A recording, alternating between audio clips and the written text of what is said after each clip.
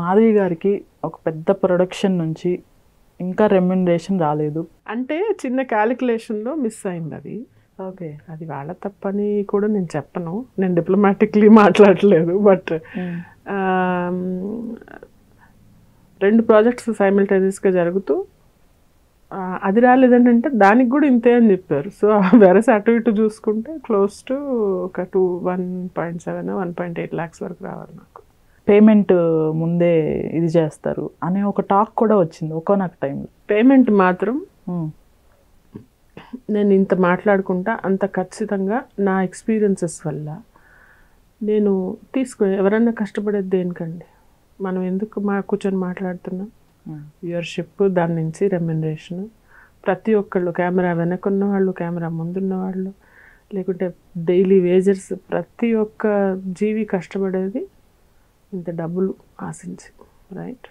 దానికోసం నేను నా ఫ్యామిలీని వదిలిపెట్టి at the cost of my family, at the cost of my time, my health, ఇంత నేను ఇచ్చి నేను చేసిన దాన్ని నేను ఎంత వాల్యూ చేయాలి?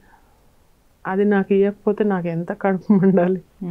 సో ఖచ్చితంగా నా డ్యూ నాదేం తెచ్చుకోవాలి అనేది నేను ఖచ్చితంగా I will pursue and I will get it. Demand చేయను, కమాండ్ చేయను, బట్ ఆల్మోస్ట్ అలాంటిదే చేస్తాను. అవుట్డోర్ వెళ్ళి ఫుడ్ కూడా ఇబ్బంది పడ్డ సిచ్యువేషన్స్ ఉన్నాయి. ఒక షూటింగ్ కాదు, ప్రతి షూటింగ్లో నేను అవుట్డోర్ వెళ్తే నేను నాన్ వెజిటేరియన్ తినను. ఓకే.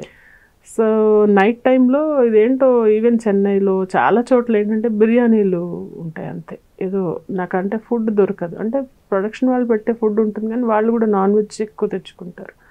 సో అలా ఇబ్బంది పడతాను ఇప్పటికీ. ప్రతి చోట ఎక్కడికి వెళ్ళినా నాకు ఫుడ్ కొంచెం ఇబ్బందే, తగ్గి వస్తా, 2-3 కిలోలు తగ్గి వస్తాయి ఇంటికి. ఎందుకు మొన్న బ్యాంకాక్ వెళ్ళి వచ్చి కూడా నేను అక్కడ ఫుడ్ కూడా కొంచెం మన వాళ్ళు ఇచ్చిన ఉంది, తర్వాత కొంచెం సెట్ అయింది. ఆ ఫుడ్ వల్ల కొంచెం ఇబ్బందే నాకు. ఓకే. ఎక్కడన్నా ఇక్కడ ఒకరోజు కాదు, ప్రతి షూటింగ్లో. అందుకే ఇక్కడైతే లోకల్ అయితే నేను ఇంత పెద్ద బుట్ట క్యారీ చేసుకొని తీసుకుపోతాను, నావన్నీ పెట్టుకొని బాస్కెట్లో అన్నీ చేసుకొని తీసుకెళ్తా, ఇస్తా అందరికి. ఏ డైరెక్టర్ అండి మీ పైన అరిచింది? ఎప్పుడో అది విజయవాడలోనా? కో డైరెక్టర్ చిన్న సినిమా ఏదో అక్కడ నుంచొని ఉంటే మీరు అక్కడికి వెళ్ళండి అని అంటే ఆన్ స్క్రీనే నాకు సజెషన్స్ చెప్పండి, మీరు ఆఫ్ స్క్రీన్ చెప్పకండి అని అంటే నాకు అనవసరంగా ఎవరన్నా వాళ్ళ అధికారం చూపించి, ఇప్పుడు నీ జీతం అంతా నా దగ్గర చూపిస్తావా? అర్థమైందా? అంటే నేను తీసుకునే జీతానికి జస్టిఫికేషన్ అంతా నా దగ్గర చేస్తావా, వేరే కూడా చేసుకో అన్నట్టు. I don't take nonsense, I don't give nonsense. Arjun రెడ్డిలో మీరు యాక్చువల్గా మీకు ఆఫర్ వచ్చింది కదా? అర్జున్ రెడ్డి చేయాల్సింది ఉండింది, బట్ అప్పుడు అంటే నేను వేరే ప్రాజెక్ట్ వల్ల ఇది మిస్ అయింది. తర్వాత చూసారా అర్జున్ రెడ్డి మూవీ? చూసారా? చూసాను కదా, అర్జున్ రెడ్డి చూశాను. అది చాలా మంచి మూవీ.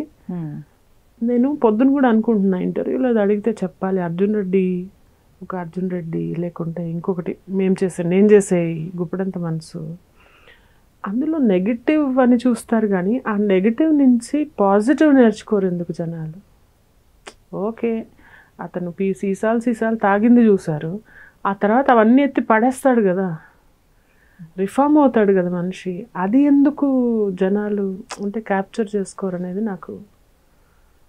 ఒక పార్ట్ చూసి ఒక పార్ట్ వదిలేయడం అనేది మంచిది కాదు కదా. మా మదర్ కూడా అర్జున్ రెడ్డి అది అంటే అమ్మ దేవదాస్ కాలంలో తాగినట్టు చూపించారు, మరి అంత వెనకనే తాగుడు చూపించారు, ఇప్పుడు తాగుడు చూపిస్తే ఏంటమ్మా అని చెప్పంటే నువ్వు అలా అంతా మాట్లాడకన్నారమ్మా. మీకు అక్కడ దాంట్లో ఏ రోల్ అండి ఆఫర్ వచ్చింది? Arjun Reddy nurse character. Okay. చేసిందని అంటే ఆ రోల్ అని కాదు, he wanted to place me, obviously friend కదా. కాల్ చేసి అది బాగుంది, మిర్చియే బాగుందని చెప్పినట్టున్నారు. దాన్ని నేను ఇక్కడ బిజీ ఉన్నానని చెప్పి మాట్లాడినట్టు గుర్తు, అంటే కొన్నేళ్ల కిందట కదా. అవును, ఐ క్లియర్లీ డోంట్ రిమెంబర్. మీకు కాల్ చేసి పలానా రోల్ అండి మీది, ఎగ్జాంపుల్ ప్రకాష్ రాజ్ గారు ఫ్రెండ్ రోలు, తీరా కట్ చేస్తే వెళ్ళిన తర్వాత అక్కడ ఇంకొకటి జరిగి నేను వచ్చేసాను కదా, షూటింగ్ నుంచి చెప్పే వచ్చేసాను కదా. ఏ మూవీ అండి అది? రామన్ అమ్మాయి అనుపమ పరమేశ్వరన్ చేసింది ఆ మూవీ అనుకో. అందులో నేను అనుకున్నాను నాకు ప్రకాష్ రాజ్ గారి ఫ్రెండ్ అంటే సరే చేద్దాం ఓకే, అనుపమ ఫాదర్ గా చేశారు దానిలో ప్రకాష్ రాజ్ గారు, కరెక్ట్? అంటే అందులో కూడా వాళ్ళకు కూడా తెలియదు, నేనే చూసుకోవాలి, అది నేనే అడగాలి. ఎక్కువ మనకి ఏంటంటే ఫోన్ రంగానే ఎగేసుకొని వెళ్ళిపోతాను నేను. అమ్మ నాకు ఆఫర్ వచ్చేసింది, అక్కడికి వెళ్ళిన తర్వాత చెప్పి త్రినాథ్ గారు బాగానే తెలుసు నాకు. త్రినాథ్ గారు ఇంకా పెద్ద రోల్ అయితే చేస్తాను ఇందులో, నేను చేయలేనంటే అందులో కూడా నోటెడ్ ఫేసెస్ కావాలని తెచ్చుకున్నారు వాళ్ళు. ఇప్పుడు అక్కడ వచ్చాక డైలాగ్ చెప్పకుండా ఏదో అలా చిరిమిరిగా అంటే అన్ని ఈవిడికి ఇలాంటి రోల్స్ అలవాటే అని అలాంటివి ఇస్తారు. నాకు అలా ఇష్టం లేదని. ఓకే, సో అందుకని చెప్పుకొని వచ్చాను, నేనేం గొడవపడి రాలేదు. ఎందుకంటే నేనే కదా వెళ్ళాను, నన్ను ఎవరన్నా బలవంతంగా లాక్కెళ్ళి తీసుకెళ్ళలేదు కదా, నేనే వెళ్ళాను. నేను చెప్పి లేదండి నేను సారీ నేను చేయను, అది పెద్ద రిజిస్టర్ కాలేదు కదా, కెమెరాలో రాలేదు కదా, వెళ్ళిపోతాను అని చెప్పి. అప్పటికి నేను తెలిసిన వాళ్ళకి తెలుస్తుంది అది ఇదిగో ఇక్కడ ఉంది మాధవి అని చెప్పి. సుకుమార్ గారి దగ్గర ఉన్న గొప్పతనం ఏంటంటే మొత్తం అంతా ఆర్టిస్టులు అందరినీ తెలుగు వాళ్ళనే పెట్టుకొని వీళ్ళని పాన్ ఇండియా లెవెల్లోకి తీసుకెళ్లారు. రీసెంట్గా పుష్ప చూసుకుంటే మొత్తం అందరినీ తెలుగు వాళ్ళని తీసుకొని పాన్ ఇండియా లెవెల్కి తీసుకెళ్లారు మూవీని. అలా కాకుండా పాన్ ఇండియా మూవీస్ అని చెప్పేసేసి హాలీవుడ్ నుంచి, బాలీవుడ్ నుంచి, కోలీవుడ్ నుంచి అందరినీ తీసుకొచ్చి ఇక్కడ పెడుతున్నారు కదా, దీనిపైన మీ అభిప్రాయం ఏంటి? It's a good question, but అది ఇండివిజువల్ చాయిస్ అండి. ఇప్పుడు మీరు ఒక ఫుడ్ తింటారనుకున్నాం, మీరు తినే మీ ప్లేట్లో మీరు ఎంచుకునే ఫుడ్ అది ప్యూర్లీ మీ చాయిస్. నేను తినేది ఆమె వెజిటేరియన్, నాకు పచ్చడి కావాలి, పొళ్ళు కావాలి, ఇంకోటి పెరుగు ఇష్టము, ఇంకోటి ఇష్టం. నేను తినే ఫుడ్ చూసి ఇదేం ఫుడ్ అనొచ్చు, మీరు తినే ఫుడ్ చూసి ఇదేంటి ఇలా తింటున్నారు అనొచ్చు. Movie is also like a platter.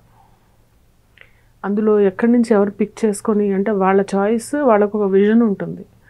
ఆ విజన్ని మనం క్వశ్చన్ చేసేంత మేధ మనకు ఉండదు.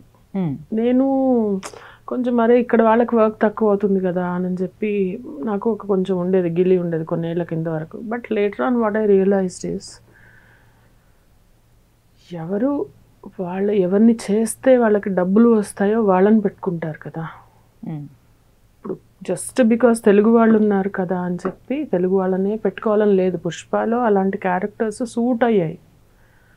మేబీ ఒక స్టోరీలో ఒక నార్త్ పిల్లాడు వస్తాడు అనుకోండి, ఇక్కడ నార్త్ ఇండియన్ లాగా లుక్ ఉండే పిల్లాడిని తీసుకొని వాడు పెర్ఫామ్ చేయగలిగితే వాళ్ళని తీసుకుంటారు. తీసుకొని టేకుల మీద టేకులు తిని లేకుంటే ఇంకోటి అయితే డెఫినెట్లీ వాళ్ళని తీసుకోలేరు. So it all is very individualistic.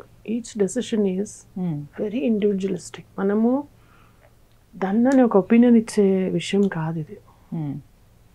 అంటే ఇట్ ఈస్ దేర్ చాయిస్ అంటున్నాను. ఒక డైరెక్టర్ ఉన్నారు, కొంతమంది ఉంటారు ఫోన్ చేసి మేడం ఇట్లా అనుకుంటున్నాము, ఒకసారి ఆఫీస్కి వస్తారా, మిమ్మల్ని చూడాలనుకుంటున్నారు ప్రొడ్యూసర్లు అలా అంటే, నేను 14 years నుంచి చేస్తున్నా, ఆ మాత్రం తెలీదా, చూసుకోమనండి అని చెప్పచ్చు ఒక ఆన్సర్. ఓకే, దానివల్ల నాకు వచ్చేది ఏంటి? I'll get nothing out of it.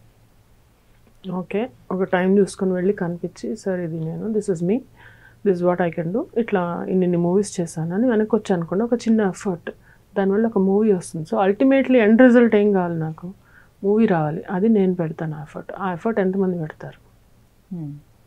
Telugu ఆర్టిస్టులు కానీ ఇంకో వాళ్ళు కానీ వాళ్ళు ఎలా మేనేజ్ చేస్తారనేది పక్కన పెడితే, వాళ్ళకు కావాల్సింది వాళ్ళు తెచ్చుకోవడం అనేది వాళ్ళ ఇష్టం. ఓకే, కాలీవుడ్లోంచి వచ్చి వాళ్ళు హిట్ అయ్యారు కదా, చూశారు కదా జనాలు, అరే ఆవిడ కాకుండా మాధవిని పెడతాను చూస్తానని ఎవరు నా కోసం ధర్నా చేయరు. నాకు వచ్చింది చేసుకుంటూ వెళ్తే నేను ముందుకు వెళ్తాను. మనకు కావాల్సినట్టు అవతల వాళ్ళు చేయరు. మనకు వచ్చింది మనం చేసుకుంటూ ముందుకు వెళ్ళడమే. వాళ్ళు తేవకపోవడం వాళ్ళ personal choice, individual choice. Shatamanam Bhavati shooting టైంలో ఒక బ్యాడ్ ఇన్సిడెంట్ ఏదో ఫేస్ చేశారు, ఆ ఇన్సిడెంట్ ఏంటి? ఇదేమవుతుందంటే when you have people around you, artist చాలామంది రకరకాల ఆర్టిస్టులు ఉన్నప్పుడు మనం ఏదో పోచుకోలు మాటలు అంటే ఏదో మాట్లాడడానికి మాట్లాడతాం, ఏదో టైంపాస్ మాటలు ఏవేవో మాట్లాడుతూ ఉంటాం. అక్కడ నుంచి అది కూడా ఒక ఇమ్మెచ్యూరిటీ అని చెప్తాను నేను. ఇప్పుడు నాకు ఐ డోంట్ కేర్, ఇప్పుడు ఐ డోంట్ కేర్. కానీ ఆ టైంలో ఏంటంటే నా ఫ్రెండ్ ఒక ఆర్టిస్ట్, పేరు అని అవసరం, నా ఫ్రెండే ఉండేది. కాకపోతే ఏంటంటే మూవీలో చేసిన ఆవిడేనండి? మూవీలో చేసిన వాళ్ళే. డిఫరెంట్ బిహేవియర్ అనేది నాకు షాక్ ఇచ్చేది. అదేంటి ఇలా చేస్తున్నారు అలా, అంటే ఒక గేలి చేయడం వెకిలి చేయడం అనేది నేను చేయను, నేను చేస్తే నాకు అర్థం కాదు ఎందుకు అలా చేస్తున్నారు అని. Now I have that maturity, okay people behave differently, మనం ఎవరిని మారుస్తాం అనే లెవెల్కి నేను ఇప్పుడు వచ్చాను. ఇప్పుడు ఒకప్పుడు అది ఎలా ఉండేదంటే ఇంకా కొంచెం అర్థం కానితను, ఇంకా వీళ్ళు ఇలా ఉంటే బాగుండు వీళ్ళు ఇలా ఉంటే బాగుండు అనే ఒక ఎక్స్పెక్టేషన్ పెట్టుకొని ఉంటాం మనం. ఇప్పుడు ఏంటంటే ఆ ఎక్స్పెక్టేషన్స్ అన్నీ నేను చాప్ చేసేసాను మొత్తం. అంటే ఒక అది ఎలా, ఈ థాట్స్ అనేవి ఒక క్రాప్లో కలుపు లాంటివి. ఆ కలుపు అనేది తీసేయకపోతే, ఆ థాట్స్ తీసేయకపోతే it all manifest here. Over years you will grow కదా యాజ్ అ పర్సన్. అప్పుడు ఇదే నేనే కనుక ఇప్పుడు ఉంటే డిఫరెంట్గా ఉండుండేది సిచ్యుయేషన్. బట్ ఐ ఫేస్డ్ కొంచెం వియర్డ్గా ఉండడం, వాళ్ళు జోక్స్ చేయడం నా మీద అలాంటివి. నేను అదే ప్రాక్టికల్ జోక్స్ నేను ఎవరి మీద, అంటే ఇదేమి కామెడీ షో కాదు కదా, అంటే ఒక కామెడీ షోలో అయితే బికాజ్ వాళ్ళు ఒక స్కిట్ చేస్తారు, అది they do it for a purpose. ఇక్కడ మనం లైఫ్లో కామెడీ షో లాగా వాళ్ళ మీద వీళ్ళ మీద జోకులు వేయడం అనేది నన్ను హర్షించినది. నా మీద జరిగింది నాకు కొంచెం పెయిన్ అనిపించింది.